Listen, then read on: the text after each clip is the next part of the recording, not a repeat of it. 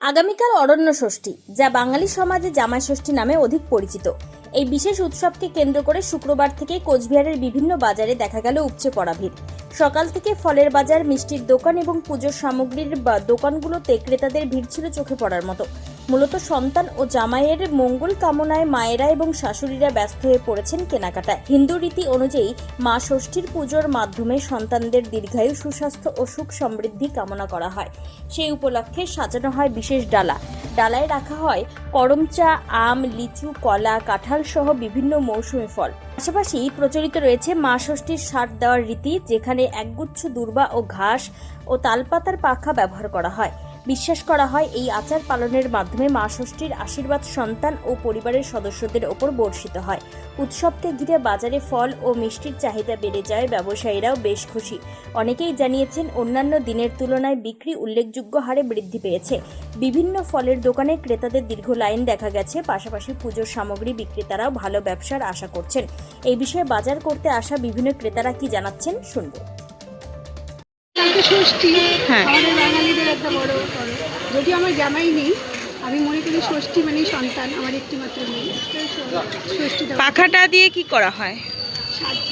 সাধ্য হয়। বাজারে তো এখন প্লাস্টিকের পাখাও পাওয়া যায়, সেই জায়গায় দাঁড়িয়ে তাল পাখা চাহিদা আছে। আমাদের রিচুয়াল এটা তালের পাখাটার একটা বৈশিষ্ট্যই আলাদা। তালের পাখাই লাগে। প্লাস্টিকের পাখার সাথে এটা কিন্তু কম্পারিজন চলে না। কত করে নিচ্ছে এবার তালের পাখা? 30 টাকা করে নিল। প্রতিবারই কি একই দাম থাকে নাকি কম বেশি হয়? বেশিও আছে। কি নাম আপনার? আমার নাম রুমালা। কোথা থেকে এসেছেন? আমি রামবুল্লা স্কুলে দিই। কি হয়তো বিকেলের দিকে হতে পারে, এমনও তো হতে পারে। আপনি কেনাকাটি করলেন?